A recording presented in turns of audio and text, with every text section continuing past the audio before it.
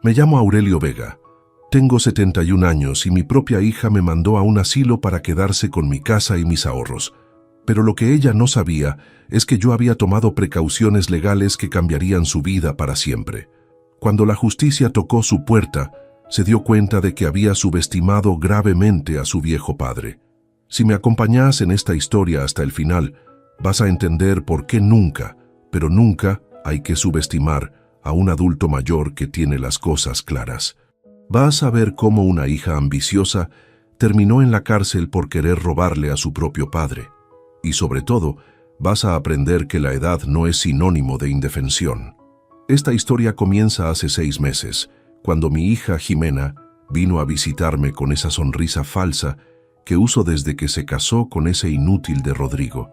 Yo vivía tranquilo en mi casa de 2 plantas en el barrio Providencia, la misma casa que compré hace 40 años, cuando era inspector de Hacienda y tenía un sueldo decente. Era una tarde de martes típica de otoño. Yo estaba regando las plantas del jardín cuando llegaron en ese auto que habían comprado con una financiación que les iba a durar más años que un matrimonio promedio. Los vi llegar desde la ventana de la cocina y algo en la manera en que caminaban me hizo sospechar que no venían de visita social.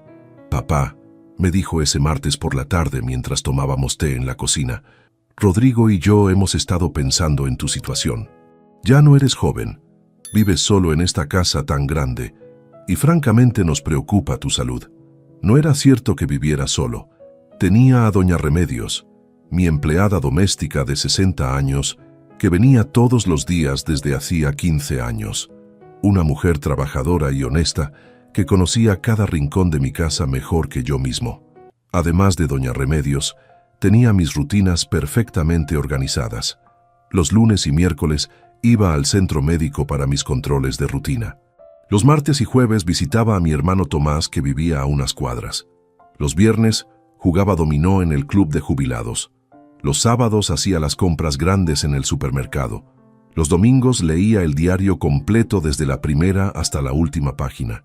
También tenía mis vecinos, gente buena que me conocía desde hacía décadas. La señora Aguirre de al lado, que siempre me traía empanadas cuando cocinaba de más. Don Esteban de enfrente, que me ayudaba con las reparaciones menores de la casa. La familia Contreras de la esquina, que siempre me invitaba a los asados familiares. No estaba solo, ni mucho menos. «Papá», me dijo ese martes por la tarde mientras tomábamos té en la cocina, «Rodrigo y yo hemos estado pensando en tu situación. Ya no eres joven, vives solo en esta casa tan grande y francamente nos preocupa tu salud». No era cierto que viviera solo. Tenía a doña Remedios, mi empleada doméstica de 60 años que venía todos los días desde hacía 15 años. Tenía a mis vecinos, tenía mis rutinas, tenía mi vida perfectamente organizada. ¿Mi situación?, le pregunté mirándola fijamente a los ojos. «¿Cuál situación? Yo estoy perfectamente bien, Jimena. Duermo bien, como bien, manejo mi auto, pago mis cuentas, leo mis libros. ¿Qué situación problemática ves vos?». La miré detenidamente mientras formulaba su respuesta. Jimena tenía 38 años, era contadora pública y trabajaba en una empresa mediana del centro. Siempre había sido ambiciosa, incluso desde chica. Cuando tenía 10 años, ya estaba calculando cuánto dinero necesitaba para comprarse las zapatillas que quería. Cuando tenía 15, ya sabía exactamente qué carrera iba a estudiar y en qué universidad. Cuando tenía 25, ya tenía un plan de 5 años para su vida profesional. Esa ambición me había parecido admirable cuando era joven. Me gustaba ver que mi hija tenía objetivos claros y trabajaba para conseguirlos, pero ahora sentado frente a ella en mi propia cocina, empezaba a entender que esa ambición podía tener un lado muy oscuro. «Papá, no te enojes», me respondió con esa voz condescendiente que usaba cuando quería manipularme. «Es solo que pensamos que estarías mejor cuidado en un lugar especializado. Conocemos un hogar geriátrico muy lindo, con enfermeras, con actividades, con gente de tu edad. Un hogar geriátrico». Así le decía a lo que en realidad era un asilo, como si cambiarle el nombre fuera a cambiar la realidad de lo que me estaba proponiendo. Era la misma estrategia que usaba en su trabajo cuando tenía que presentar malas noticias a los clientes. Envolvía las cosas feas con palabras bonitas. Mira, Jimena, le dije lo más calmado que pude. Yo no necesito que me cuiden en ningún lugar especializado. Estoy perfectamente bien acá en mi casa. Tengo mi rutina, tengo mis amigos, tengo mi vida organizada. No veo ninguna razón para cambiar nada. Pero papá, siguió insistiendo mientras sacaba unos folletos de su cartera, ¿qué pasa si te caes en la ducha? ¿Qué pasa si te da un infarto en la madrugada? ¿Quién te va a ayudar? Los folletos mostraban fotos de un edificio moderno con jardines y salas elegantes. Todo muy lindo, todo muy caro. Tengo teléfono, Jimena, tengo vecinos, tengo a doña Remedios que viene todos los días. No estoy abandonado en una isla desierta. Además, tengo 71 años, no 91 años. Mi cabeza funciona perfectamente y mi cuerpo también está bien para mi edad. Rodrigo, que hasta ese momento había estado callado mirando su teléfono, decidió meterse en la conversación. Don Aurelio, con todo respeto, pero a veces las personas mayores no se dan cuenta cuando necesitan ayuda. Es mejor prevenir que lamentar. Rodrigo tenía 35 años y trabajaba como vendedor de seguros. Era uno de esos hombres que hablan mucho y dicen poco. Siempre había tenido la costumbre de explicarme cosas obvias como si yo fuera un niño de 5 años. Era el tipo de persona que te explica cómo funciona un semáforo mientras esperas para cruzar la calle. «Papá, no te enojes», me respondió con esa voz condescendiente que usaba cuando quería manipularme. «Es solo que pensamos que estarías mejor cuidado en un lugar especializado. Conocemos un hogar geriátrico muy lindo, con enfermeras, con actividades, con gente de tu edad. Un hogar geriátrico». Así le decía a lo que en realidad era un asilo, como si cambiarle el nombre fuera a cambiar la realidad de lo que me estaba proponiendo. «Mira, Jimena», le dije lo más calmado que pude, «yo no necesito que me cuiden en ningún lugar especializado. Estoy perfectamente bien acá en mi casa». «Pero papá», siguió insistiendo, «¿qué pasa si te caes en la ducha? ¿Qué pasa si te da un infarto en la madrugada? ¿Quién te va a ayudar? Tengo teléfono, Jimena, tengo vecinos, tengo a doña Remedios que viene todos los días. No estoy abandonado en una isla desierta». La conversación siguió por más de una hora. Cada vez que yo le daba una razón de por qué estaba bien viviendo en mi casa, ella me daba 2 razones de por qué debería irme a un asilo. Hasta que se cansó de dar vueltas y me dijo la verdad. «Además, papá, Rodrigo y yo necesitamos más espacio. Estamos pensando en tener otro bebé y nuestro departamento se nos quedó chico. Esta casa sería perfecta para nosotros». Ahí estaba la verdadera razón. No les preocupaba mi salud ni mi seguridad. Querían mi casa, una casa de 180 metros cuadrados en uno de los mejores barrios de la ciudad. Una casa que yo había pagado con el sudor de 40 años de trabajo. «Entiendo que necesiten más espacio», le dije, «pero mi casa no está en venta. Si quieren una casa más grande, compren una casa más grande. Yo no me voy a ningún asilo. Papá, no seas egoísta. Tú ya viviste tu vida. Nosotros recién estamos empezando. Los jóvenes necesitan oportunidades. No es justo que vos tengas toda esta casa para vos solo, mientras nosotros vivimos apretados en un departamento de 50 metros. Los jóvenes necesitan oportunidades». Como si yo fuera un viejo avaro que les estaba negando el futuro. Como si mi vida ya no valiera nada, porque tenía 71 años. Me levanté de la mesa y le dije que se fuera de mi casa. «No te estoy echando por maldad, Jimena. Te estoy echando porque viniste a mi casa a faltarme el respeto. Cuando aprendas a hablarme como corresponde, podés volver». Se fue sin despedirse, dando un portazo que se escuchó en toda la cuadra. Esa noche no pude dormir. No porque estuviera preocupado por la discusión, sino porque algo me decía que esto no iba a quedar así. Tenía razón. Una semana después apareció con Rodrigo y con los papeles de un hogar geriátrico. «Papá», me dijo, «ya hicimos todas las averiguaciones. Este lugar es perfecto para vos. Mira las fotos». Las fotos mostraban un edificio moderno con jardines, salas de estar amplias, comedores elegantes. Parecía más un hotel que un asilo. «¿Y cuánto cuesta este paraíso?», le pregunté. Rodrigo se aclaró la garganta antes de responder. «Don Aurelio, no se preocupe por el costo. Entre su jubilación y una pequeña ayuda que podemos dar nosotros, se puede pagar perfectamente. Una pequeña ayuda. ¡Qué generosos!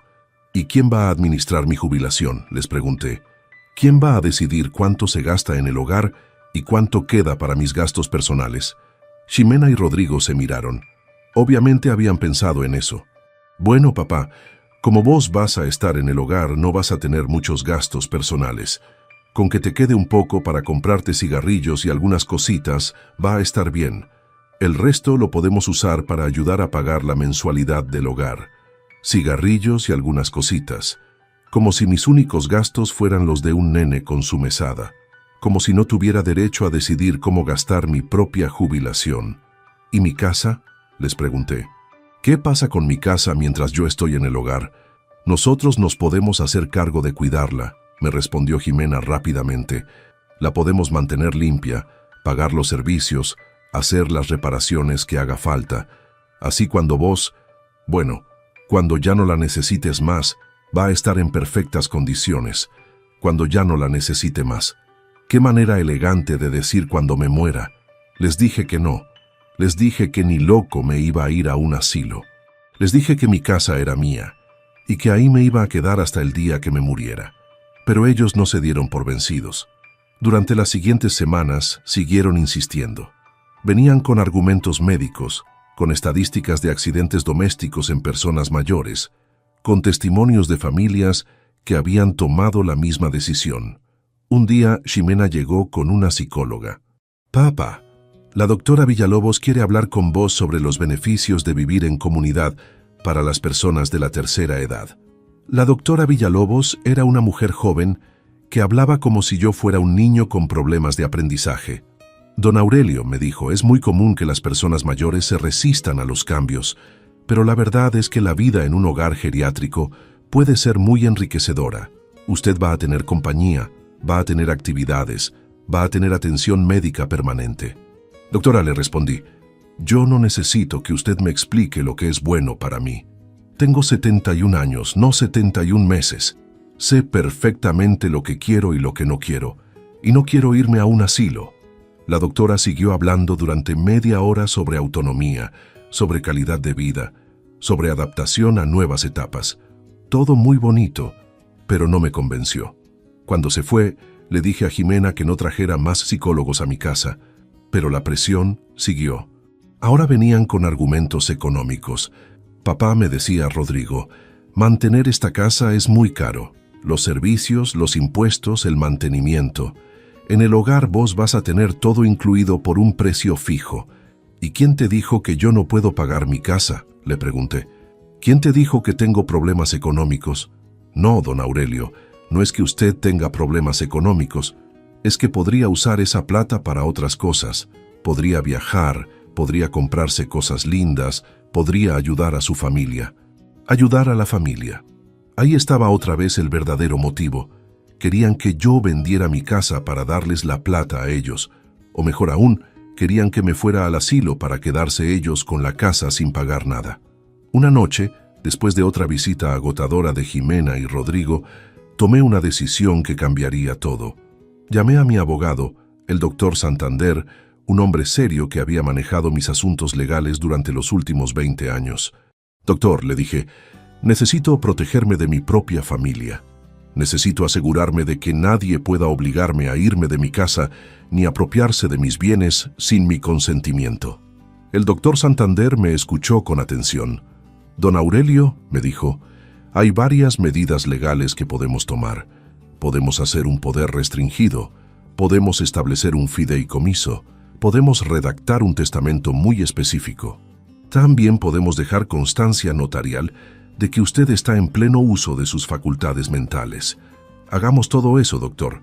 Quiero que quede claro que yo estoy perfectamente cuerdo, que nadie me está obligando a tomar estas decisiones y que cualquier intento de internarme contra mi voluntad va a tener consecuencias legales graves». Durante los siguientes días, el doctor Santander y yo trabajamos en todos los documentos. Hicimos una evaluación psicológica completa que demostró que yo estaba en perfecto estado mental. Hicimos un poder que solo se activaba en caso de que yo quedara incapacitado por una enfermedad grave, certificada por 2 médicos independientes. Pero lo más importante fue lo que hicimos con la casa. Establecimos un fideicomiso que garantizaba que yo podía vivir en mi casa hasta el día de mi muerte, independientemente de lo que pasara con mi salud o mis finanzas.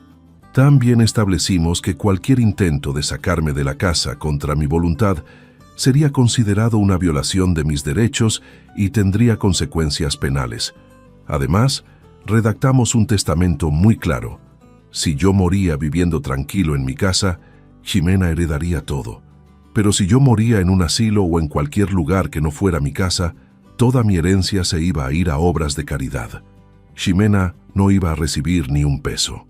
¿Está seguro de esta decisión, don Aurelio?, me preguntó el doctor Santander. Es una medida muy drástica. Estoy seguro, doctor. Si mi hija me respeta y me deja vivir tranquilo en mi casa, va a heredar todo cuando yo me muera. Pero si me falta el respeto y me obliga a irme de mi casa, no va a recibir nada. Guardé todos los documentos en una caja fuerte y le di una copia al doctor Santander. También le di una copia a mi hermano Tomás, que vivía en otra ciudad, pero que siempre había sido una persona de confianza. Les dije que si alguna vez intentaban internarme contra mi voluntad, activaran inmediatamente todas las medidas legales. Mientras tanto, Ximena y Rodrigo seguían con su campaña de convencimiento, pero ahora habían cambiado de estrategia. En lugar de insistir con argumentos médicos o económicos, empezaron a usar la manipulación emocional. «Papá», me decía Ximena con lágrimas en los ojos, «nosotros te amamos mucho y solo queremos lo mejor para vos. ¿No entendés que nos duele verte tan solo, tan aislado? Queremos que seas feliz. No estoy solo ni aislado, Ximena. Tengo mis amigos, tengo mis rutinas, tengo mi vida. Lo que me va a hacer infeliz es que me saquen de mi casa contra mi voluntad. Pero papá, los viejos a veces no se dan cuenta de que necesitan ayuda. A veces toman decisiones que no son las mejores para ellos. Nosotros como familia tenemos la responsabilidad de cuidarte». «¿Los viejos?», le pregunté. «¿Desde cuándo soy los viejos? ¿Desde cuándo perdí el derecho a tomar mis propias decisiones? Tengo 71 años, no 101 años. Mi mente funciona perfectamente». Una tarde, mientras yo estaba durmiendo la siesta, llegaron a mi casa con un médico. Era un hombre mayor que se presentó como el doctor Herrera, especialista en geriatría. Ximena le había dicho que yo estaba mostrando signos de demencia senil. «Don Aurelio», me dijo el doctor después de hacerme algunas preguntas básicas, «su hija está preocupada por algunos cambios que ha notado en su comportamiento. ¿Es cierto que a veces se olvida de las cosas? ¿Es cierto que se confunde con las fechas?» «Doctor», le respondí, «mi memoria funciona perfectamente. Recuerdo el nombre de todos mis compañeros de trabajo de hace 30 años. Recuerdo la fecha exacta en que compré esta casa. Recuerdo el día que nació mi hija. Lo único que se me olvida a veces es por qué mi propia familia me trata como si fuera un estorbo». El doctor me hizo más preguntas. Me pidió que le dijera qué día era, cómo se llamaba el presidente, qué había desayunado esa mañana. Respondí todo correctamente. Al final, tuvo que admitir que yo estaba en perfecto estado mental. «Su padre está completamente lúcido», le dijo a Ximena. «No hay ningún signo de deterioro cognitivo. No entiendo por qué pensó que tenía demencia». Ximena se puso colorada. Le había mentido al médico para tratar de conseguir un certificado que dijera que yo estaba loco. Después de que se fueron, llamé al doctor Santander. «Doctor», le dije, «ya empezaron a moverse. Trajeron un médico para tratar de certificar que estoy demente. Afortunadamente, el médico es honesto y no se prestó al juego». «Don Aurelio», me dijo el doctor, «creo que es hora de que activemos algunas de las medidas preventivas. Voy a enviar una carta documento a su hija informándole que cualquier intento de internarlo contra su voluntad tendrá consecuencias legales graves». La carta llegó 3 días después. Ximena vino a mi casa furiosa. «Papá, ¿cómo pudiste mandar una carta documento a tu propia hija? ¿Cómo pudiste amenazarme con la justicia?» «No te amenacé, Ximena. Te informé. Te informé que tengo derechos y que no me los van a pisar. Te informé que no soy un objeto que se puede mover de lugar cuando molesta. Pero papá, nosotros solo queremos ayudarte. Solo queremos que estés bien cuidado. Si me quisieran ayudar, me respetarían. Si me quisieran ayudar, me dejarían vivir tranquilo en mi casa. Lo que ustedes quieren no es ayudarme, es apropiarse de mi casa y de mi plata. Jimena se fue llorando, pero yo sabía que no se iba a dar por vencida, y tenía razón. Una semana después pasó algo que nunca me imaginé que podía pasar. Llegaron a mi casa con una ambulancia. «Papá», me dijo Jimena, «el doctor dice que tenés que ir al hospital para hacerte algunos estudios. Solo van a ser unos días». Era mentira. No había ningún doctor que hubiera dicho eso. Era una ambulancia privada que ellos habían contratado para llevarme directo al asilo. «No me voy a ningún lado», les dije. «No hay ningún doctor que me haya mandado a hacer estudios. Esto es un secuestro». Los paramédicos me miraron confundidos. Les habían dicho que yo era un viejo demente, que se resistía al tratamiento médico. «Don Aurelio», me dijo uno de los paramédicos, «sus familiares nos dijeron que usted tiene una cita médica urgente». «No tengo ninguna cita médica», le respondí, «y si la tuviera iría en mi auto, no en una ambulancia. Estos son mis documentos, esta es mi casa, y nadie me va a sacar de acá contra mi voluntad». Saqué los papeles que había firmado con el doctor Santander y se los mostré a los paramédicos. Cuando leyeron que cualquier intento de sacarme de mi casa contra mi voluntad era ilegal, se negaron a llevarme. Le dijeron a Jimena que ellos no se iban a hacer responsables de un secuestro. Jimena estaba furiosa. Empezó a gritarme en medio de la calle, delante de todos los vecinos. «Papá, vos estás loco. No podés vivir solo. Te vas a morir acá adentro y nadie se va a dar cuenta». La señora Aguirre, mi vecina de al lado, salió de su casa. «Don Aurelio», le preguntó, «¿está todo bien? ¿Necesita que llame a la policía?» «No, señora Aguirre», le respondí. «Solo es mi hija que quiere internarme en un asilo para quedarse con mi casa». Los paramédicos se fueron sin llevarme. Jimena y Rodrigo también se fueron, pero yo sabía que esto no había terminado. Esa misma noche llamé al doctor Santander para contarle lo que había pasado. «Don Aurelio», me dijo el doctor, «esto ya es muy grave. Han intentado sacarlo de su casa con engaños. Mañana mismo vamos a hacer una denuncia en fiscalía. También vamos a pedir una restricción de acercamiento para que no puedan molestarlo más». Al día siguiente fuimos a fiscalía. El fiscal Morales me escuchó con atención mientras yo le contaba todo lo que había pasado. Al final me dijo que lo que habían hecho Jimena y Rodrigo era un delito. Habían intentado privarme de mi libertad con engaños. «Don Aurelio», me dijo el fiscal, «vamos a abrir una investigación. También vamos a pedirle al juez que dicte una medida de protección. Su hija y su yerno no van a poder acercarse a su casa sin autorización judicial». La restricción de acercamiento llegó 2 días después. Jimena y Rodrigo no podían acercarse a menos de 200 metros de mi casa. Si lo hacían, irían presos. Pensé que con eso se iba a terminar el problema, pero me equivoqué. Una mañana, doña Remedios llegó a mi casa llorando. «Don Aurelio», me dijo, «la señora Jimena me llamó anoche. Me ofreció plata para que yo le dijera a usted que se tiene que ir al asilo. Me dijo que si no la ayudaba me iba a hacer problemas». «¿Qué clase de problemas?», le pregunté. «Me dijo que iba a decir que yo le robo cosas de la casa, que iba a hacer que me metan presa». «Don Aurelio, yo llevo 15 años trabajando en esta casa y nunca me llevé ni un peso que no fuera mío». «Tranquila, doña Remedios», le dije. «Jimena no le puede hacer nada, pero ahora me está intentando sobornar y amenazar. Esto ya es demasiado». Esa misma tarde llamé otra vez al doctor Santander.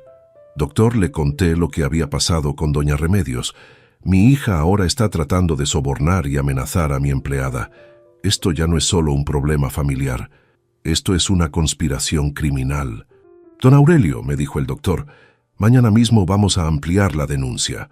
Soborno, amenazas, intento de privación ilegítima de la libertad. Su hija se está metiendo en problemas legales muy serios». Pero antes de que pudiéramos ampliar la denuncia, pasó algo que cambió todo. Un viernes por la mañana, mientras yo estaba leyendo el diario en el jardín, llegó un auto de la policía. Se bajaron 2 oficiales y tocaron el timbre. «Buenos días, don Aurelio», me dijo uno de los policías. «Somos de la Unidad de Delitos Económicos. Tenemos una orden judicial para revisar su casa. Estamos investigando una denuncia por estafa y apropiación indebida». «¿Estafa?», les pregunté. «¿Quién me denunció por estafa?» «Su hija, don Aurelio». Dice que usted ha estado falsificando documentos, que ha estado mintiendo sobre su estado mental y que ha estado manipulando a un abogado para cambiar su testamento de manera fraudulenta. No podía creer lo que estaba escuchando. Jimena me había denunciado por estafa para tratar de anular todos los documentos que había firmado con el doctor Santander. Era su última carta para tratar de apropiarse de mi casa. Oficiales, les dije, yo no he estafado a nadie. Todos los documentos que firmé están perfectamente legales. Pueden hablar con mi abogado, pueden hablar con mi médico, pueden hablar con mis vecinos. Todos les van a confirmar que yo estoy perfectamente cuerdo. Los policías revisaron toda la casa. Revisaron mis documentos, mis papeles, mis contratos. Hablaron con doña Remedios. Hablaron con mis vecinos. Hablaron por teléfono con el doctor Santander. Después de 3 horas de investigación, llegaron a la conclusión de que la denuncia era falsa. Don Aurelio, me dijo el oficial antes de irse, la denuncia de su hija no tiene ningún fundamento.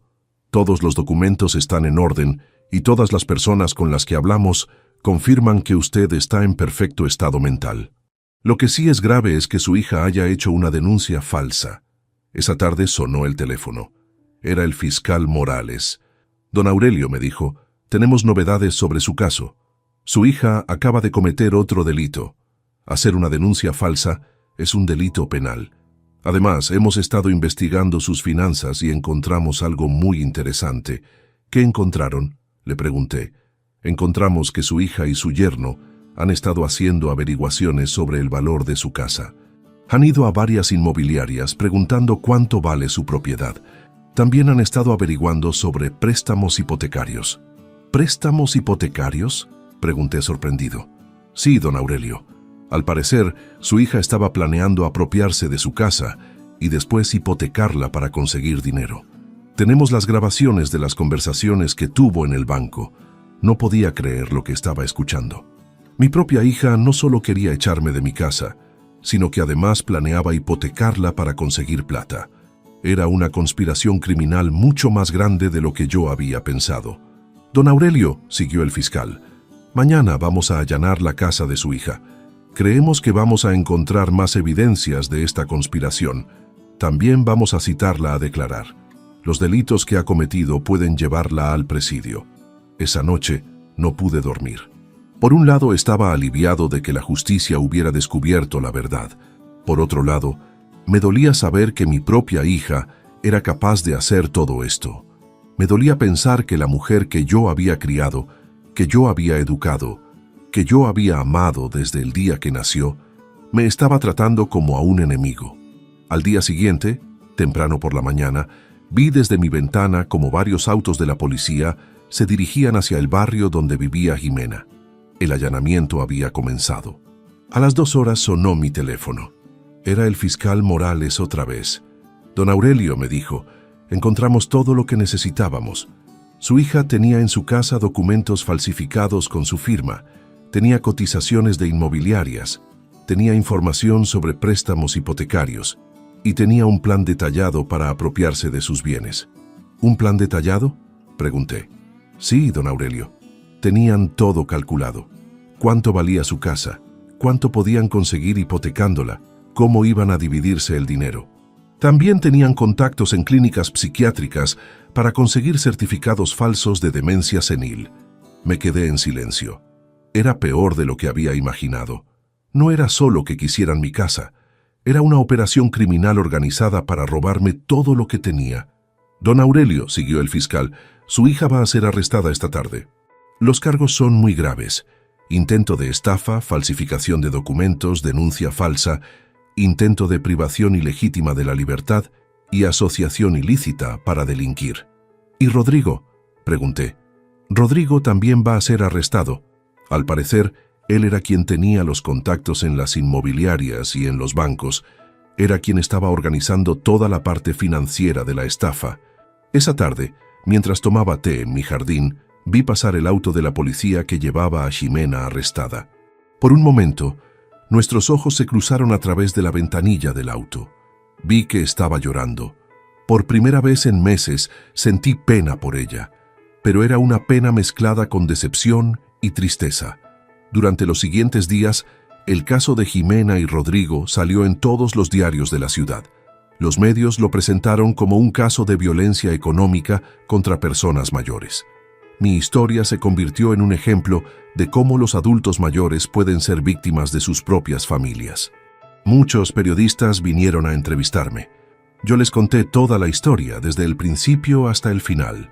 Les expliqué cómo había tomado precauciones legales y cómo la justicia había funcionado correctamente. Quería que otros adultos mayores supieran que tenían derechos y que podían defenderse.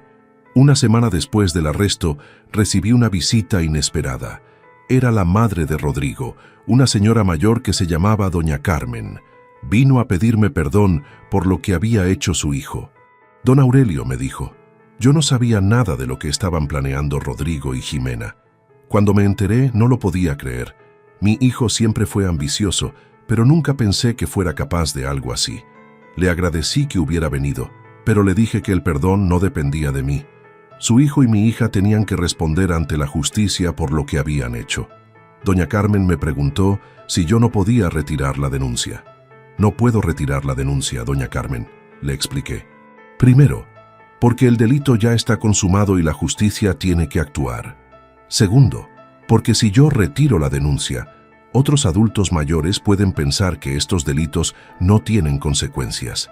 El juicio duró 3 meses. Yo tuve que ir a declarar varias veces.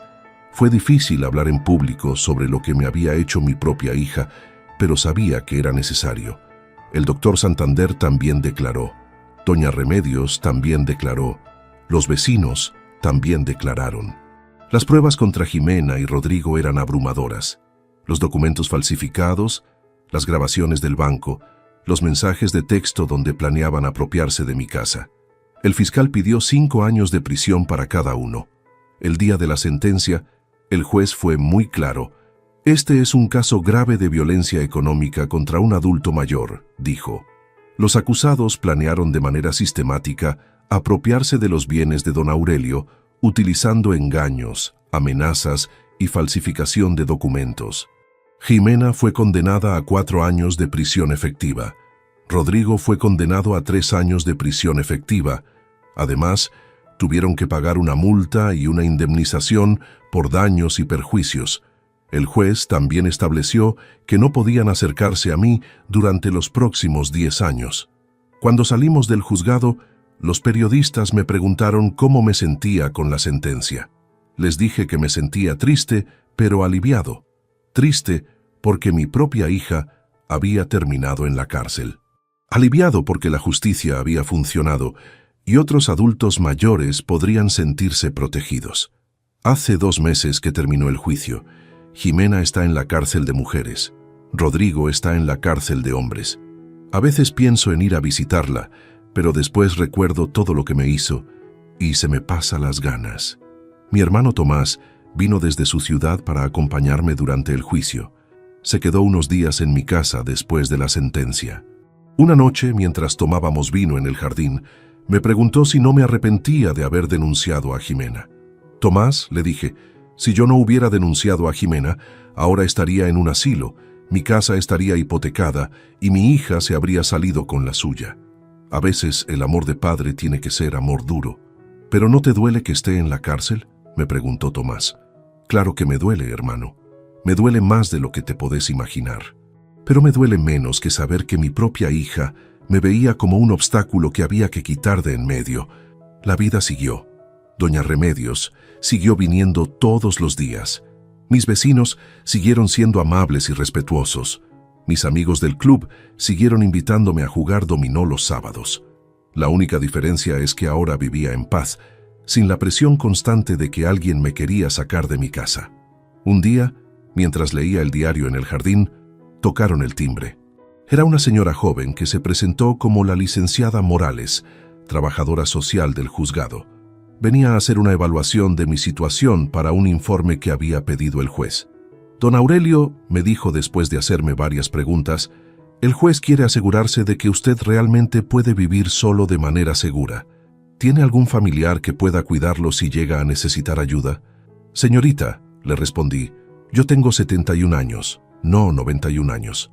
Camino, manejo, cocino, limpio, pago mis cuentas y leo sin anteojos. Si algún día necesito ayuda, voy a ser el primero en pedirla. Pero mientras pueda valerme por mí mismo, nadie me va a obligar a irme de mi casa. La licenciada escribió todo en su informe. Una semana después, recibí una carta del juzgado confirmando que yo estaba en perfectas condiciones para vivir solo y que nadie tenía derecho a obligarme a irme de mi casa contra mi voluntad. 3 meses después del juicio, recibí una carta desde la cárcel. Era de Jimena. En la carta me pedía perdón por todo lo que había hecho.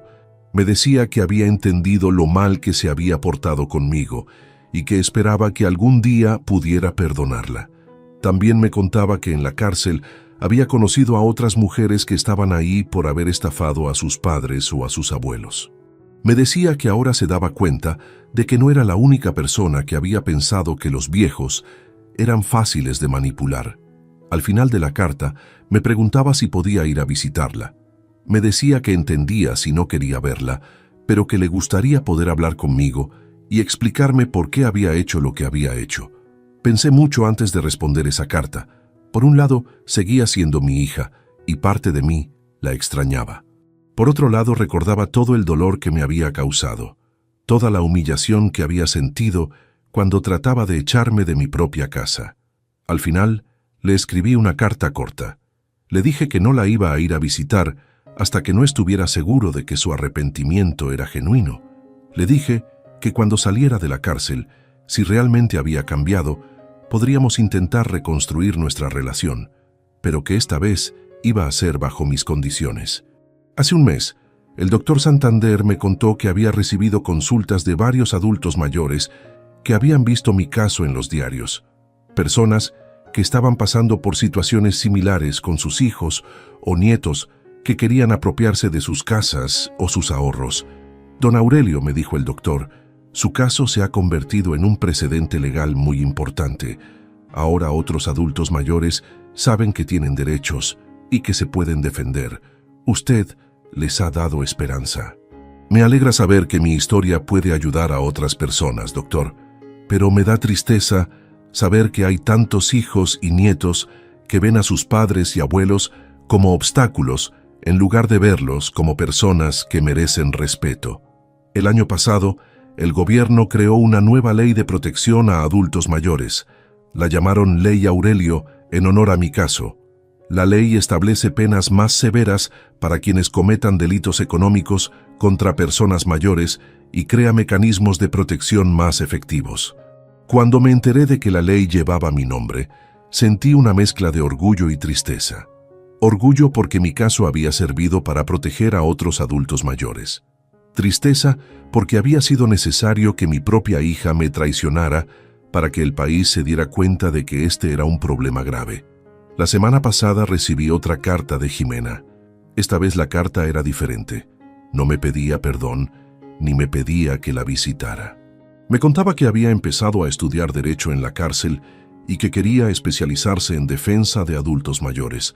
Me decía que había entendido que la mejor manera de reparar el daño que me había hecho era ayudando a otros adultos mayores que estuvieran pasando por lo mismo que yo había pasado. Me decía que cuando saliera de la cárcel quería dedicar su vida a luchar contra la violencia económica hacia personas mayores. Esta carta me hizo pensar, tal vez Jimena realmente había cambiado. Tal vez había entendido la gravedad de lo que había hecho. Tal vez había encontrado una manera de convertir su error en algo positivo. Anoche, mientras cenaba solo en mi comedor, me puse a pensar en todo lo que había pasado, en cómo había empezado esta historia con mi hija, tratando de echarme de mi casa, y cómo había terminado con ella en la cárcel estudiando para defender a adultos mayores. La vida es extraña. A veces las cosas más terribles que nos pasan terminan convirtiéndose en las cosas más importantes que hacemos. Si Jimena no me hubiera traicionado, yo nunca habría tomado las precauciones legales que terminaron protegiendo no solo a mí, sino a miles de adultos mayores en todo el país. Doña Remedios me preguntó el otro día si extrañaba a Jimena. Le dije que extrañaba a la Jimena que era antes de casarse, a la Jimena que me visitaba los domingos y me contaba de su trabajo. Pero no extrañaba a la Ximena que quería meterme en un asilo para robarme la casa. ¿Y si ella cambia de verdad, don Aurelio?, me preguntó doña Remedios. ¿Le va a dar otra oportunidad? Le dije que el tiempo lo diría, que las personas pueden cambiar, pero que el cambio verdadero se demuestra con hechos, no con palabras. El mes que viene se cumple 1 año desde que empezó toda esta historia, 1 año desde que Ximena vino a mi casa con la propuesta de mandarme al asilo. 1 año desde que empecé a tomar las precauciones que terminaron salvándome de una estafa millonaria. He aprendido muchas cosas en este año. He aprendido que la familia no siempre es sinónimo de respeto.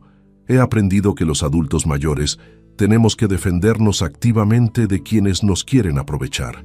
He aprendido que la justicia funciona cuando uno la busca con pruebas y con paciencia. Pero sobre todo, he aprendido que nunca es demasiado tarde para defender la dignidad. Que no importa la edad que tengamos, tenemos derecho a vivir en paz, a tomar nuestras propias decisiones y a que nos respeten. Ayer vi en las noticias que arrestaron a una familia que había estafado a una señora de 80 años. La habían convencido de vender su casa para irse a un hogar de ancianos y después se habían robado toda la plata. Pero la diferencia es que ahora, gracias a la nueva ley, van a ir presos por mucho más tiempo. Cada vez que veo una noticia así, pienso en todas las personas mayores que están sufriendo lo mismo que yo sufrí. Pienso en todos los hijos y nietos que ven a sus padres y abuelos como cajeros automáticos en lugar de verlos como personas.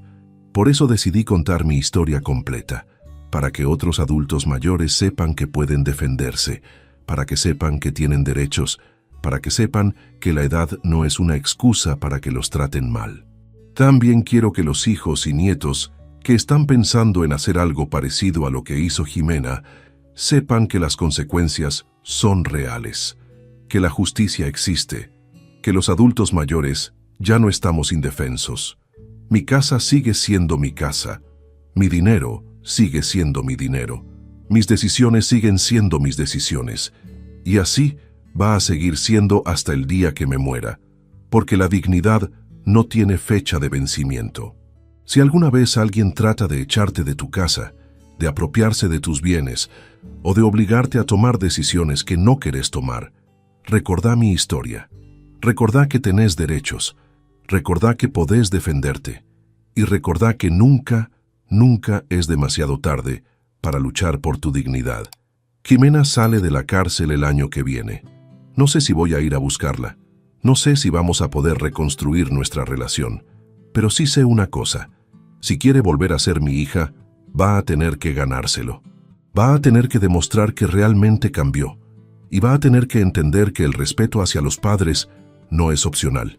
Mientras tanto, yo sigo viviendo tranquilo en mi casa, rodeado de gente que me quiere y me respeta. Sigo jugando dominó los sábados, sigo leyendo mis libros, sigo cuidando mi jardín, sigo siendo dueño de mi vida. Y vos que me escuchaste hasta acá, vos que me acompañaste en esta historia tan dolorosa, quiero que sepas algo importante. No importa la edad que tengas, no importa quién seas, nadie tiene derecho a faltarte el respeto.